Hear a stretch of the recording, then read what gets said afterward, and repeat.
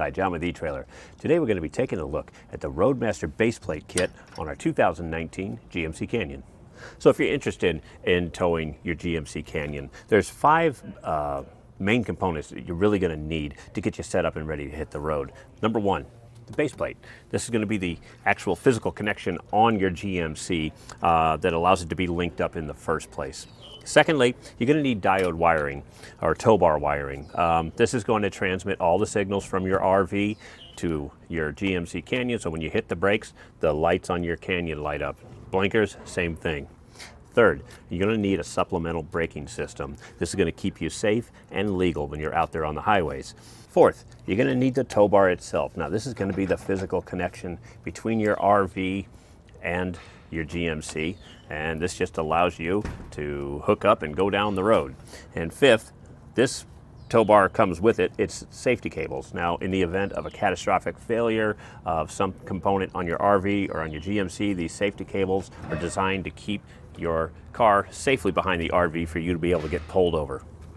Now, the Roadmaster Base Plate Kit on the GMCs is kind of neat. It hooks up where your factory tow hooks were. And so it kind of, once it's off, it's invisible. And I'll show you right here. Even though it's down kind of low, it's still, everything's kind of easy to get to. I'll just undo the pins. I'm going to lower that. And to remove this, you just pull, give it a twist, and it comes right out.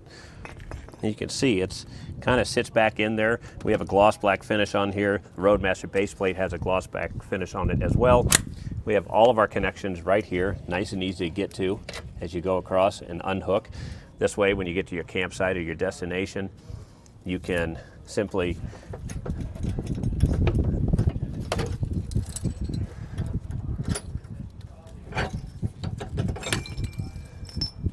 So when you're driving around town, you know, it's really, it ends up looking factory. The only obvious accessories are going to be the lighting and the breakaway switch. So when you're ready to hook back up to the RV and hit the highway again, same deal.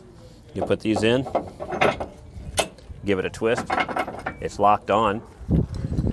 Bring your tow bar up, slide the pin,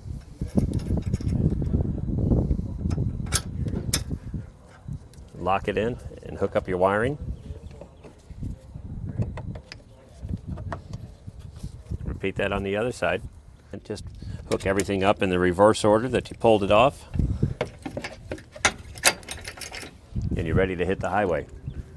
Now, when you're setting up your tow bar, there are a couple of things to keep in mind. One being the height of the hitch on your RV, and two, of course, being the height of your base plate on your truck, because there's a lot of different packages. You have 2-wheel drive, 4-wheel drive.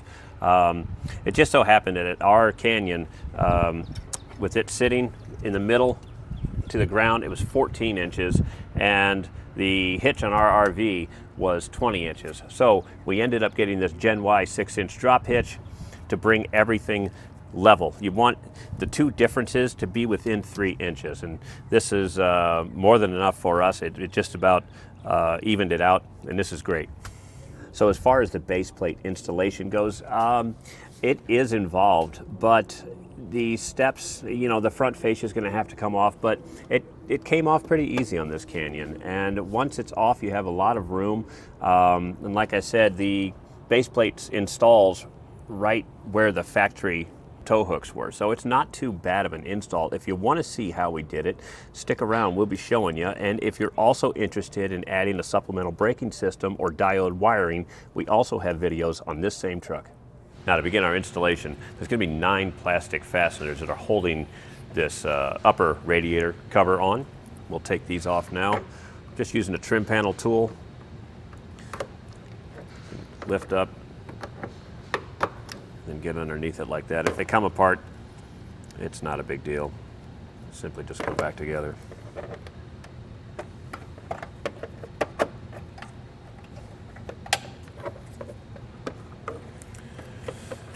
Then we can take this and set it off to the side.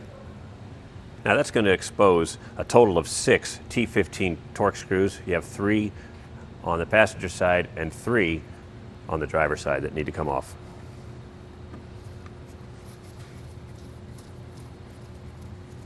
Next, we're going to move to the front bumper here. We have two 10mm bolts about here and here that need to come out. You're going to need an extension.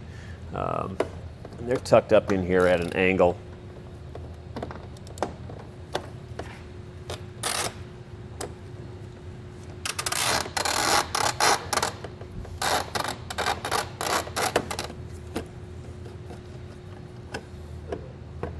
Now you may need to get a magnet and pull that out.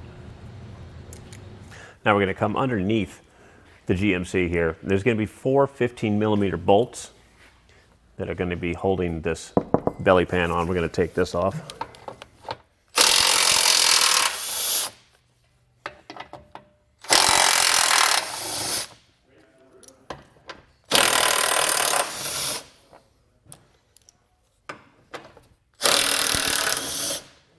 Set this off to the side. Now that's going to expose two 10mm bolts here on this lower core support that we're going to need to take off.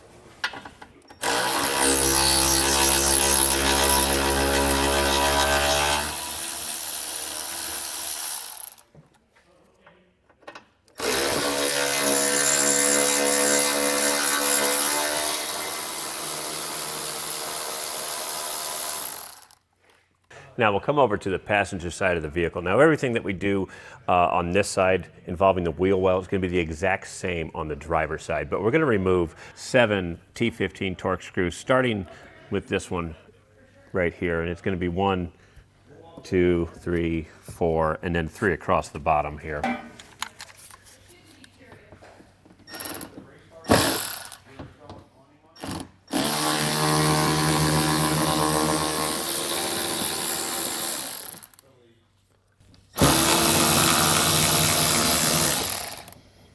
Now, if you're at home, you could turn your wheel and get a little bit better access than I have here on these lifts. Peel back the liner here. Tuck it behind the tire. And at this location up here, there's going to be a 7mm bolt facing down. We need to remove that.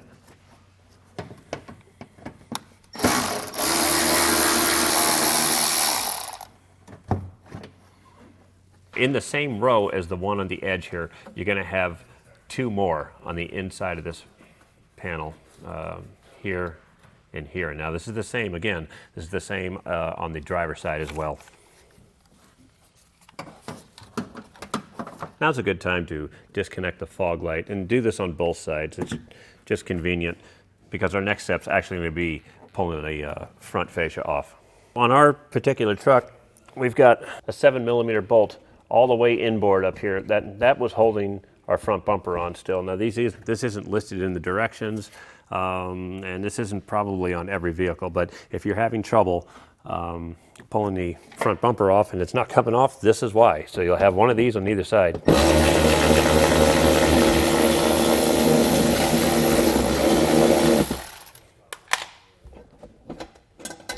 Now to protect your paint when you pull the front fascia off, we like to just use painter's tape here.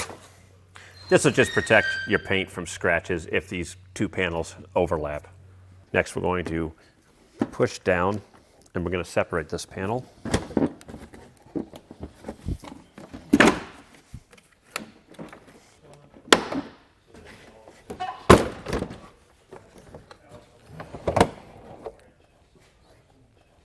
Okay.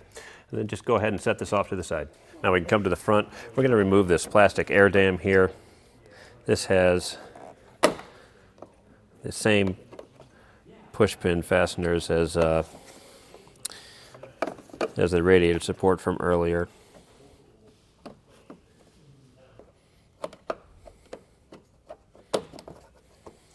Now we're going to have on the inside, on either side, we're going to have a plastic clip that's retaining both sides.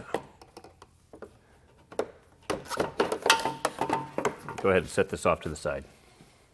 Now we have 2 15mm bolts that are in here, and this is on each side. This is holding the bumper beam on.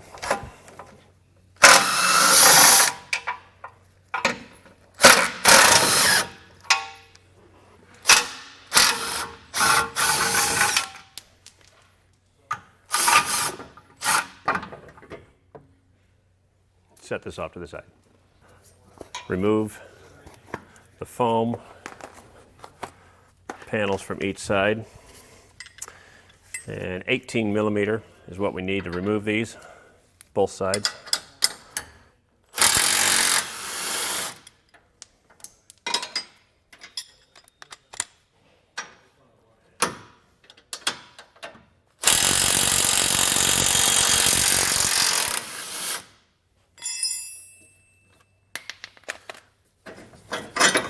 Go ahead and repeat this on the driver's side. So we have the two bolts. We're going to be working on the passenger side right now. The base plate will have, you can see that it's angled this way. This plate goes towards the outside. So this is the one we're looking for. Now I grabbed two of the bumper bolts, and as we set this up here, I like to run these in because this needs to be kept in alignment when we go to bolt this up, because the bumper beam is going to go back on. So I'll run these down. And then if you take a look at the two mounting points here, you can see the front one is slotted. For this particular one, we need to have a big fender washer. That goes there. And the other one will not need a washer. It just goes straight in. Now on the other side here, we'll use a large flat washer and a lock washer and a nut. Then we'll use the smaller flat washer on the back one, lock washer and nut. Now Roadmaster recommends using red Loctite on all of these bolts here. This is not included with the kit, so make sure you pick some up. We have it here at etrailer. You can also pick it up at your local auto parts store. Then you just want to torque these to the specs that are found in the installation manual.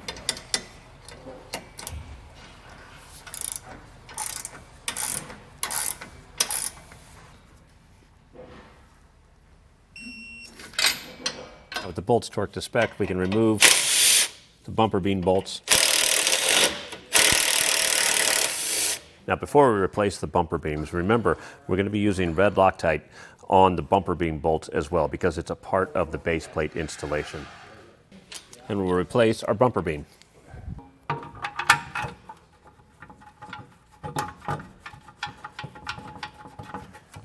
Just reassemble this on both sides and torque it to the specs in the installation manual.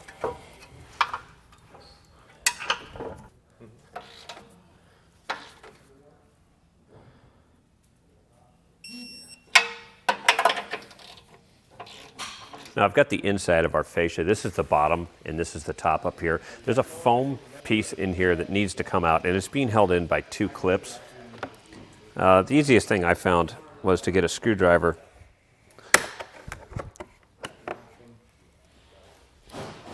and loosen up the clips. That way you'll have one on this side and one on the other side as well.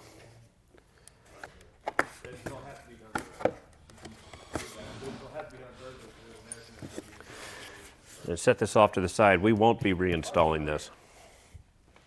Your base plate is going to be going through the two holes where your tow hooks were. If your truck does not have tow hooks, then this section right here, it'll be outlined in the directions of how to trim it.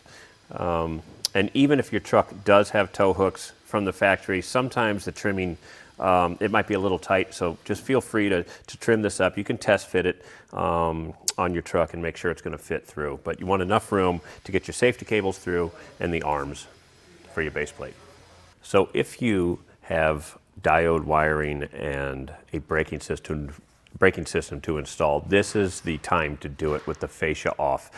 It's just going to give you the access that you need to be able to run all the wires and components necessary for those braking, for the systems to operate. It's going to make your life easier installing all of this. So we're going to do that now, and then we'll be installing the fascia after that. And that was a look at the Roadmaster Base Plate Kit on a 2019 GMC Canyon.